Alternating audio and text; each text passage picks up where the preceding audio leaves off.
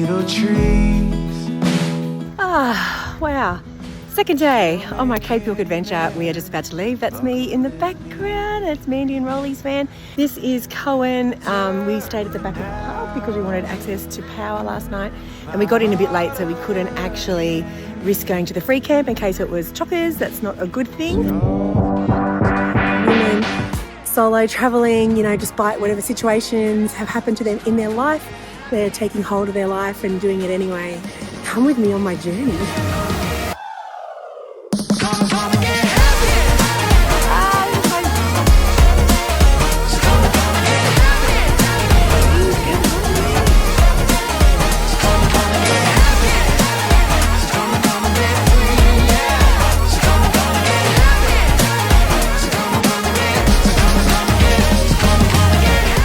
So I checked my nuts on my caravan and on the car, and we did so many corrugations yesterday and so much bumpy roads. It was crazy.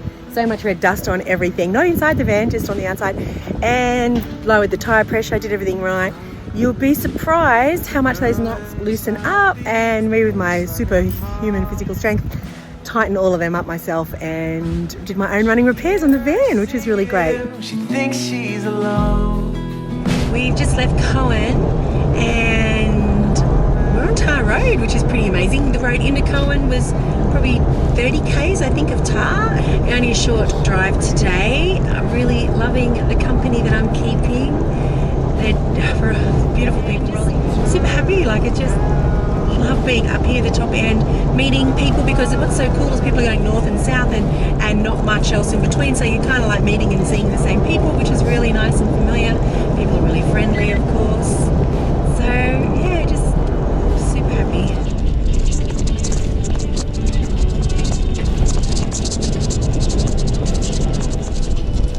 Archer River Roadhouse. How cool. Just to find a park. Man, there's people everywhere.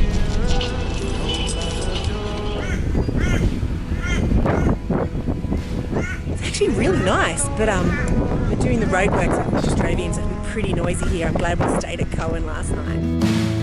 Searching for answers and someone to care. Look at her go.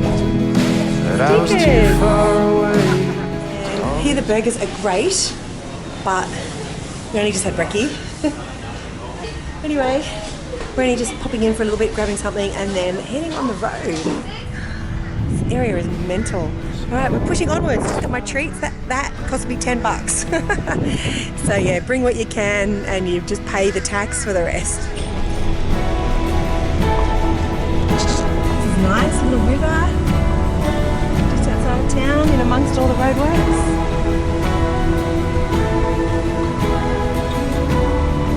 Wow, that's beautiful. Oh my gosh. Wow.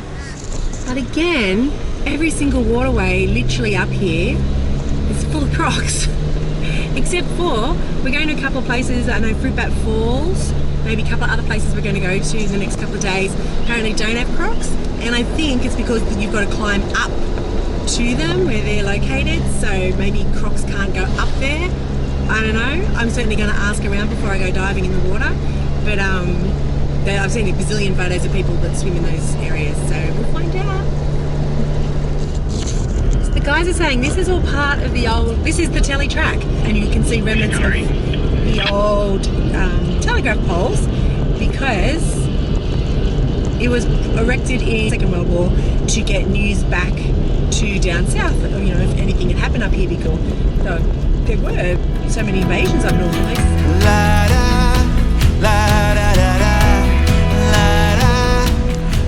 So yeah, it's definitely worth getting in early to these places. We're here, it's about 1 o'clock, because then you get to pick a nice spot as opposed to just get what you can get. Talk to me. That's the thing, hey? I know. Now, where do we set up? Exactly. So Rolly's going to turn around and sort of go that way, and he thought maybe you could go straight across, like have your nose in front of the fire pit. Oh, okay, so I should do a might just reverse up a little bit. Now hand on the bottom of the wheel. Okay, all right, cool. Reverse myself back into this spot, nice and straight. Let me just admire the guts out of myself. So here is what it looks like. Here's Rolly. So we are going to video me what it's like setting up in reality. So first job is I will put the brake on and then I'll start with the axe. The beauty of this is that I don't even have to unhitch because we'll basically just drive out of here tomorrow morning.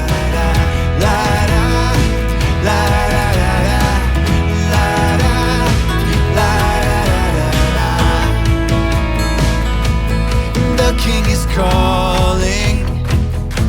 The streets are in fear. The movement is mounting.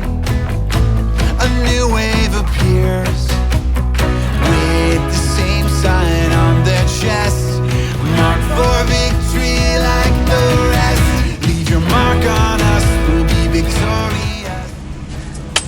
Kitchen ready to go. And we're set up. Looking good.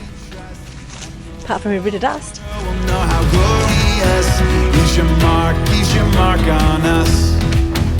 Is your mark. Oh, thanks, man. How clever is he? I told him that my windscreen was putrid because I'd ran out of water. I've been using it so much the day before.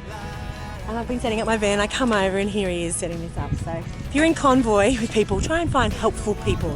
That is my recommendation. Beautiful time for you to meet these guys. Yeah, they keep popping up in all of my videos. This is their setup. So they are MDC devotees as well. Yes, Met we you are. guys through the owners group. And how many years have you been in the owners group?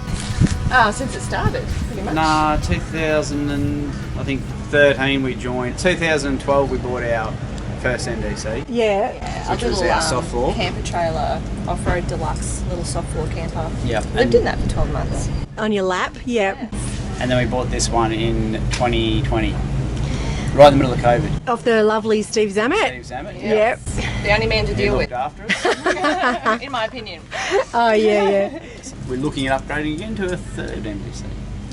And what are you looking at? The XL15 Oz RV model. Ooh. Either that or the XT14. Personally, I think yours is amazing. I love what I'm in. For me, freaking brilliant. But I love what you guys have got. If I was going to just like wave a magic wand and get anything, I'd probably go up to this. I will. But like for ease of, still, I'm going to say this, for ease of towing for me on my own. Yes. Can't beat it. No, that's a brilliant Oh, number. and look at it, just like, it's just so cute. Okay, so we are going fishing. When I say we, I mean they are. So we're going to the Barra Hole, but this is what concerns me. I know.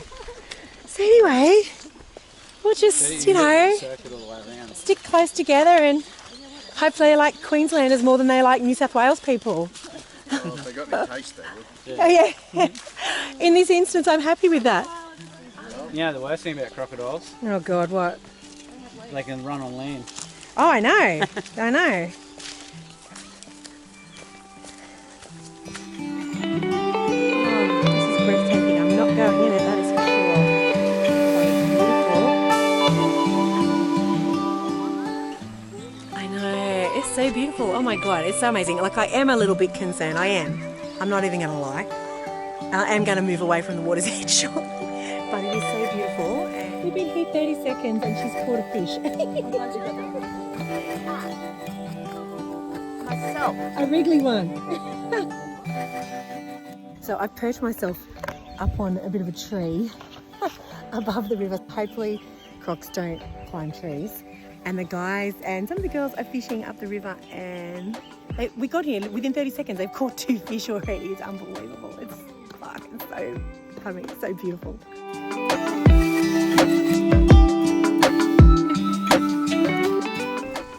Morton Telegraph Station. It is so nice here. So this is the homestead, and what grabs you about here is the green grass. I have to tell you, first thing in the morning and sort of twilight in the evening is my favourite time of camping, because you're back at the campsite, the sun's going down, everyone's kind of quiet, it's peaceful, the sun's dropped, you're not so hot, And then you look around your little campsite, which is great. And they're having ukulele lessons. Is that just not the most beautiful thing ever? Mandy's having a snooze. I'm going to meditate, have a cup of tea. Not in that order.